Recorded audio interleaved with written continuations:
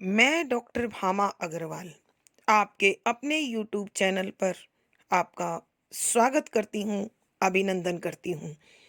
आइए प्यारे बच्चों, आज हम तुलसीदास द्वारा रचित कवितावली उत्तरकांड से विविध भाव चित्र शीर्षक सवैयों का अध्ययन करते हैं। इन पदों में कवि गोस्वामी तुलसीदास जी ने कहा है कि प्रभु श्री राम से ज़्यादा शक्तिशाली और दानवीर कोई और नहीं है।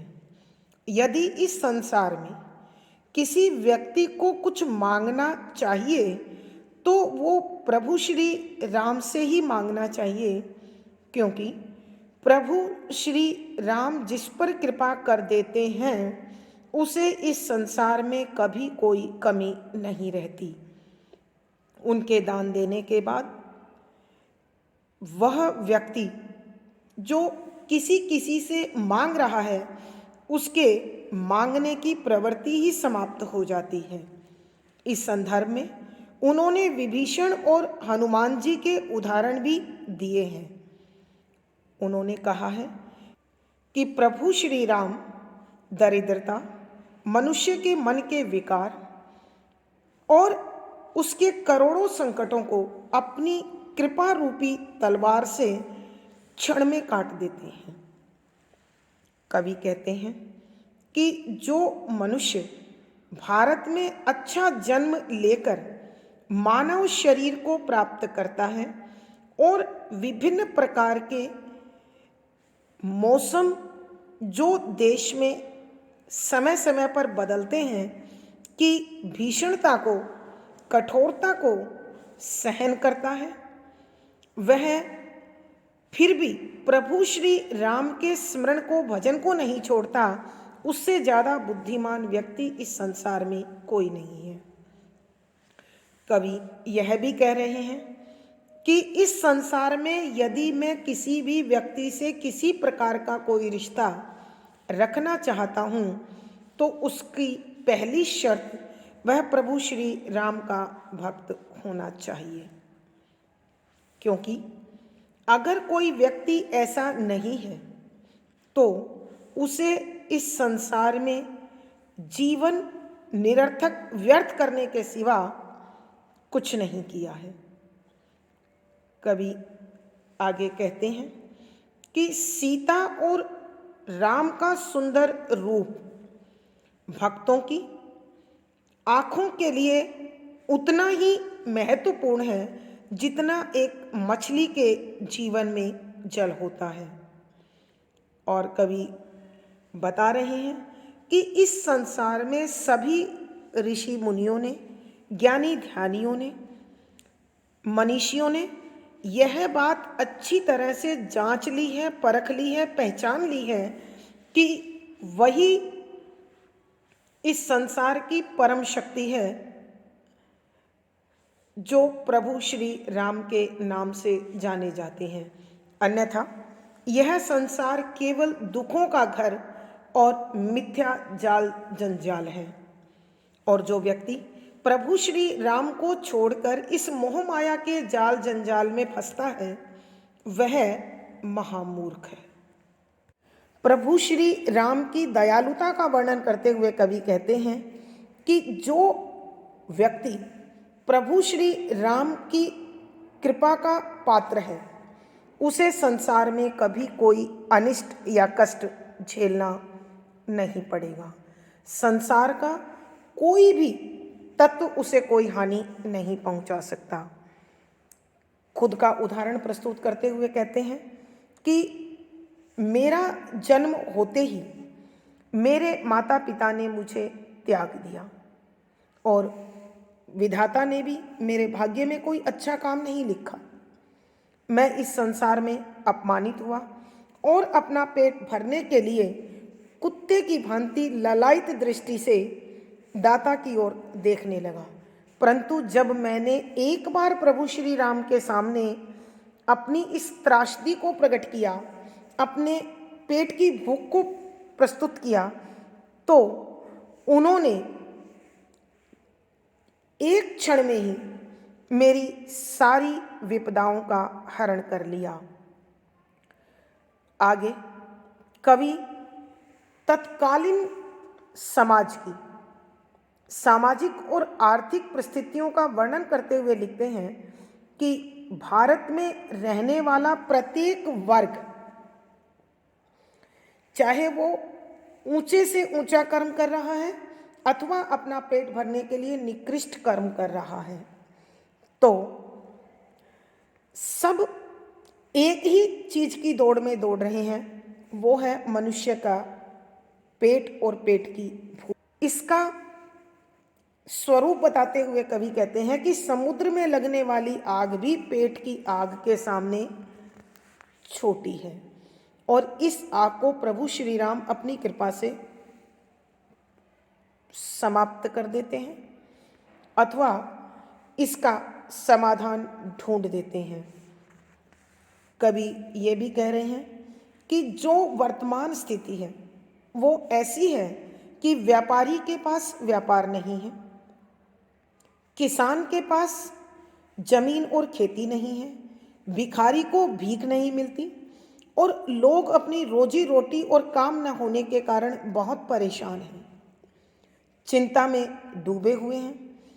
तो कवि प्रभु श्री राम से विनती करता है कि वेदों, पुराणों और संसार के व्यवहार में यह बात स्पष्ट हो गई है कि संकट के समय में प्रभु श्री राम की कृपा सबसे बड़ी शक्ति है।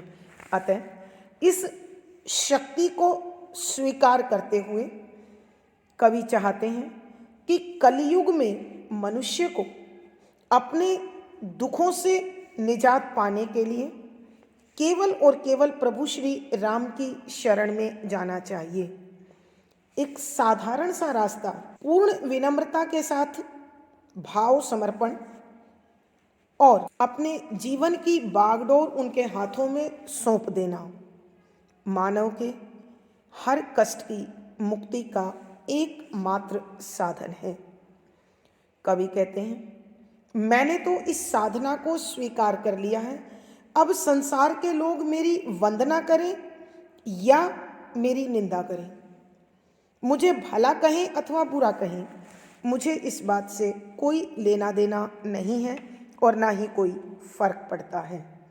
तो अपने इसी प्रकार के भावों को कवि इन अगले पदों में स्पष्ट करते हैं, सवैयों में स्पष्ट करते हैं। सवैया संख्या 1। जग जाचिए कोउ न जाचिए जोजिए जाचई जान की जानही रे, जेहि जाचत जाचक ताजरी जाई जो जारती जोर जहानही रे, गति देखो विचारी विभीषण की अरु आनु ये हनुमान ही रे, तुलसी भजु दारिद दोष दवानल संकट कोटि कृपा नहीं रे। प्रसंग। प्रस्तुत पद हमारी हिंदी की पाठ्य पुस्तक मध्यकालीन काव्य कुंज में संकलित गोस्वामी तुलसीदास जी द्वारा रचित कवितावली उत्तर कांड के विविध भाव चित्र शीर्षक से लिया गया है। संदर्भ। इसमें कवि प्रभु श्री राम की दानशीलता, उदारता और महानता का वर्णन करते हैं तथा वो बता रहे हैं कि जो प्रभु की शरण में आ गया उसे फिर इस संसार में न किसी से कुछ मांगने की जरूरत पड़ती है और न ही डरने की आवश्यकता पड़ती है। प्रभु श्री राम की उसी महानता का चित्रण करते हुए कविवर संसार के लोगों को समझाते हुए लिखते हैं कि व्याख्या। शब्दों के अर्थ साथ साथ। जग माने संसार, जाचिए माने मांगिए या मांगना, को किसी से ना नहीं, जाचिए मांग लीजिए जो उनसे, जिए मन से, जाचिए यहाँ बच्चों मांग लीजिए, जानकी सीता, जानही जीवन का आधार रे अरे। कि कवि तुलसीदास जी संसार के लोगों को समझाते हुए कहते हैं कि हे मानव, इस संसार में किसी से कुछ मांगना उचित नहीं है, क्योंकि संसार के लोग दान करने की बजाय निंदा करेंगे, अपमानित करेंगे। लेकिन फिर भी मेरे मन, यदि मांगने की आवश्यकता है ही और मन मांगना ही चाहता है, तो उनसे मांगो जो सीता जी के प्राणों का आधार है। अर्थात कवि कहना चाहते हैं कि हे मानव, तू यदि अपनी शर्म त्याग कर मांगना ही चाहता है तो प्रभु श्री राम से मांग, क्योंकि वो इतने उदार, इतने दानवीर हैं, दानशील हैं कि तेरे मांगने मात्र से तेरी झोली भर देंगे।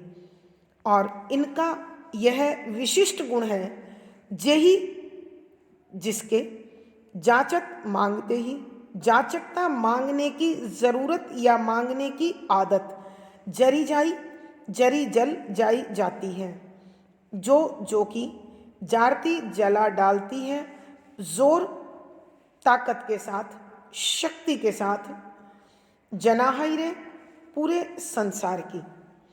दूसरी पंक्ति में कवि कहते हैं कि प्रभु श्री राम का ये विलक्षण गुण है कि उससे अगर कोई व्यक्ति कुछ मांगता है, जेहि जाचक, उनसे मांगते ही जाचकता, मांगने की जरूरत और आदत दोनों नष्ट हो जाती हैं, क्योंकि जो जारती जोर जनाहई रे,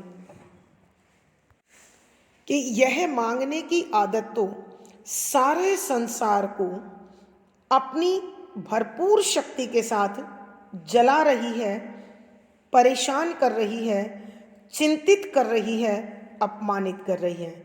लेकिन जिस पर प्रभु श्री राम की कृपा हो जाती है और जो भावना के साथ उनकी शरण में जाता है, फिर उसे न कभी मांगने की आवश्यकता पड़ती है और न ही उसमें मांगने की इच्छा उत्पन्न होती है।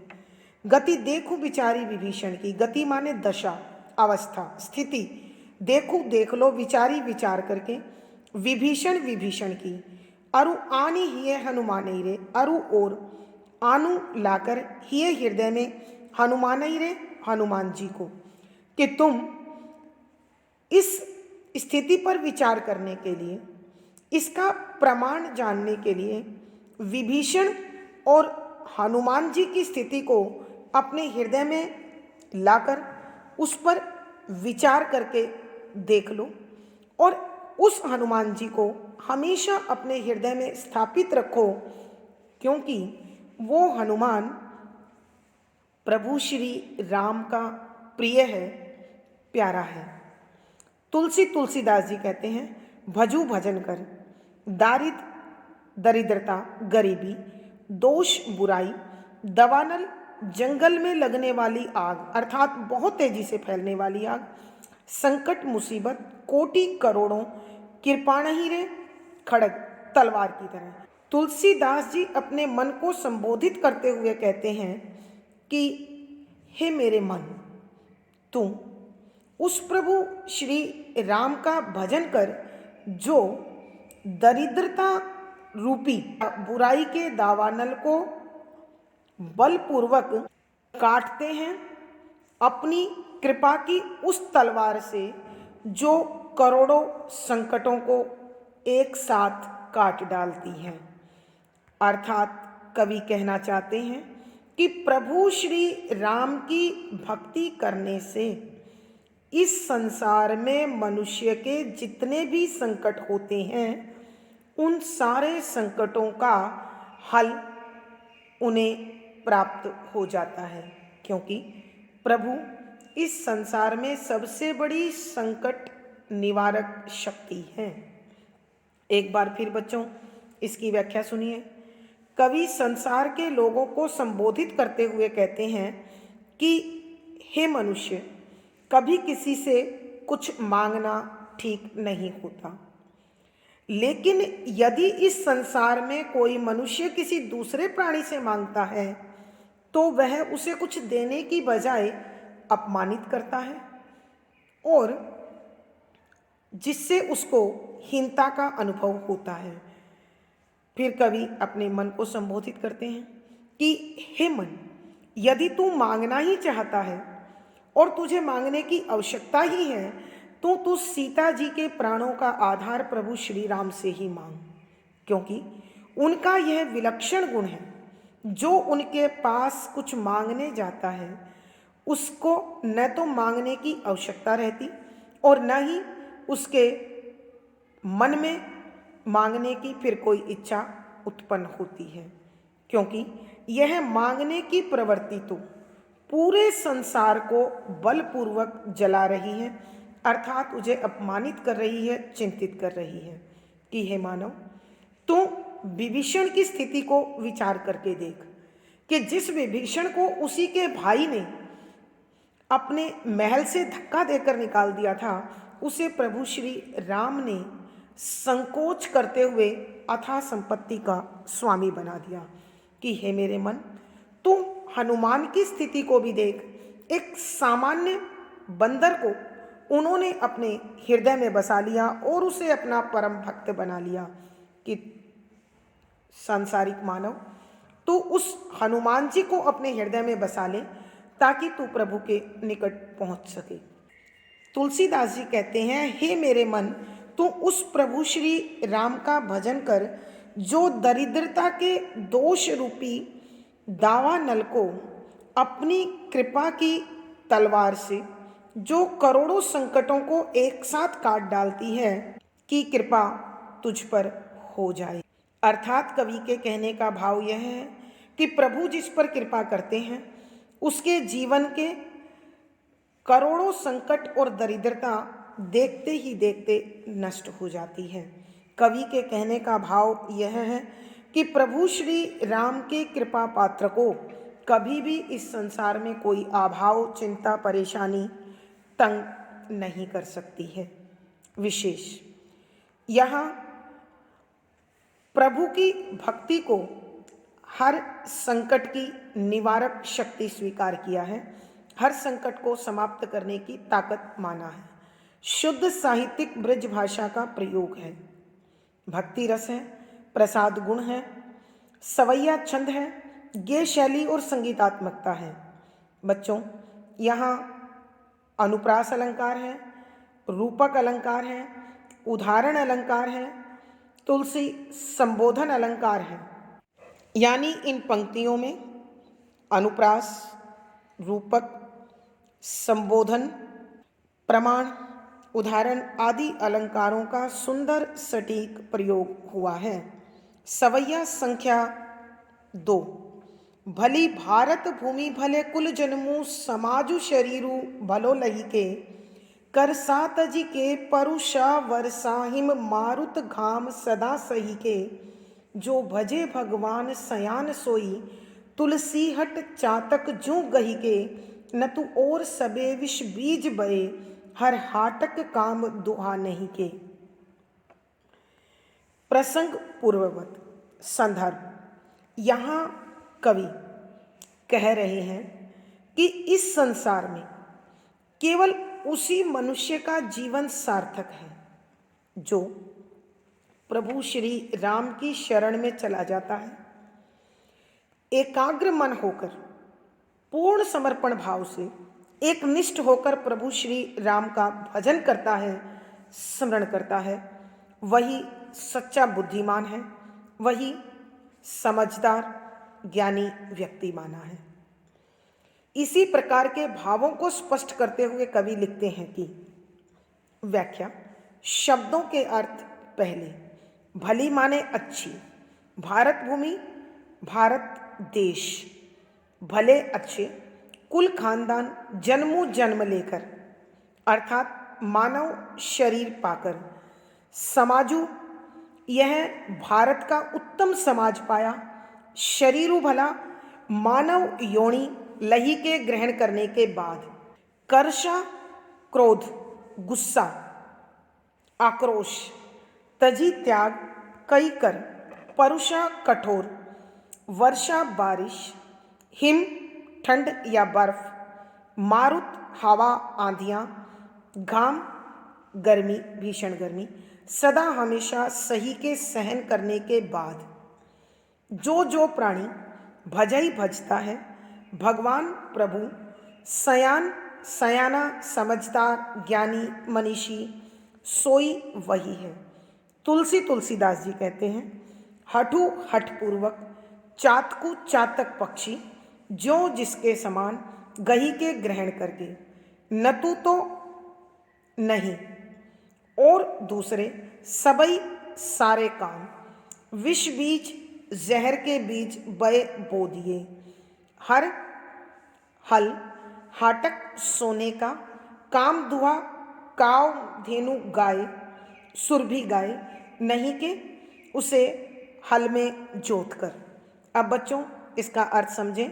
कवि प्रभु भक्ति का गुणगान करते हुए कहते हैं कि इस संसार में वही मनुष्य समझदार है जो प्रभु की शरण में चला गया। वो कह रहे हैं कि जो मनुष्य इस उत्तम भारत भूमि में जन्मा है, उसने अच्छे खानदान में जन्म लिया है और इस श्रेष्ठ भारतीय समाज को प्राप्त किया है और सर्वोत्तम मानव शरीर को पाया है।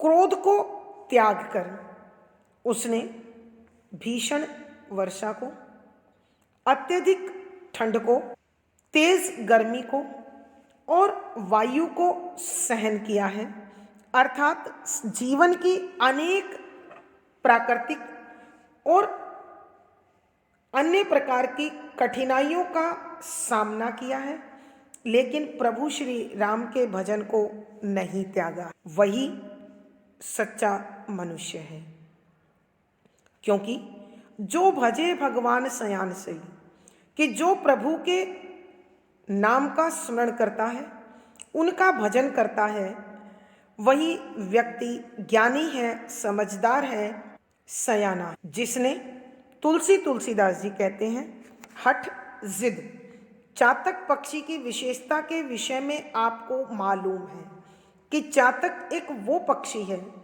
जो वर्षा ऋतु में स्वाति नक्षत्र में बरसने वाली बूंद से ही प्यास बुझाता है, इसके सिवा उसे गंगा जल भी स्वीकार नहीं है। तो कवि तुलसीदास जी कहते हैं कि जो भक्त इस चातक जैसी जिद करके प्रभु श्री राम की शरण में चला जाता है और केवल उन्हीं का स्मरण करता है, वही व्यक्ति इस संसार में सबसे अधिक समझदार और सयाना है।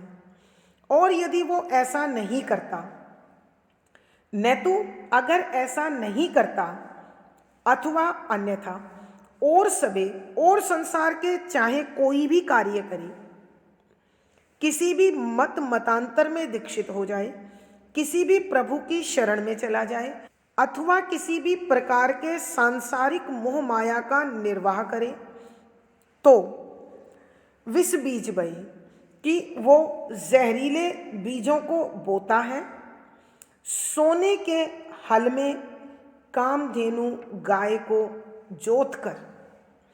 अर्थात कहने का भाव यह है कि जिस मनुष्य को कामधेनु गाय प्राप्त हो जाए, कामधेनु गाय की यह विशेषता होती है, जो व्यक्ति उसको जिस भी इच्छा से दुहता है, उसकी सेवा करता है, उसकी वो इच्छा पूर्ण होती है। कि यदि इस प्रकार की कामधेनु गाय को वो सोने के हल में जोत कर खेत बोने की कोशिश करता है, तो यह उसकी सबसे बड़ी मूर्खता है, सबसे बड़ी अज्ञानता है, नासमझी है। और इस प्रकार के भटकाव से कभी भी मनुष्य को मनवांछित फल की प्राप्ति नहीं हो सकती। इसलिए कवि कहते हैं कि हे मनुष्य, तूने मानव शरीर प्राप्त किया है, भारत में जन्मा है, भारतीय समाज का अभिन्न हिस्सा है और तू इस संसार में रहते हुए सभी मोह माया से जुड़े कार्यों को करते हुए तथा प्रतिकूल मौसम को सहन करते हुए प्रभु श्री राम की शरण में आकर उनका ध्यान लगा, उनका भजन कर, तो तुझे हर वो मनवांछित वस्तु प्राप्त हो जाएगी जो इस संसार में सहजता से, सुगमता से, सरलता से प्राप्त नहीं होती है। कवि के कहने का भाव यह है, एक प्रभु श्री राम की शरण मनुष्य के हर प्रकार के सुख का परम साधन है। विशेष यहाँ कवि ने प्रभु श्री राम की भक्ति को कामधेनु गाय के समान मन इच्छित फलदायी बताया है। शुद्ध साहित्यिक ब्रज भाषा का प्रयोग है, भक्ति रस प्रसाद गुण है, सवैया छंद है, गेय शैली है, संगीतात्मकता बनी हुई है। इन पदों में अनुप्रास अलंकार, उदाहरण अलंकार, उल्लेख अलंकार, उत्प्रेक्षा आदि अलंकारों का सुंदर सटीक प्रयोग हुआ है। आज की कक्षा में बस इतना ही। अगली कक्षा में फिर मुलाकात होगी। पिछली वीडियो का लिंक आपको यहाँ पर मिल जाएगा। आशा है आपको प्रभु राम के इन भक्तिमय पदों को सुनकर अच्छा लग रहा होगा और समझ में आ गया होगा।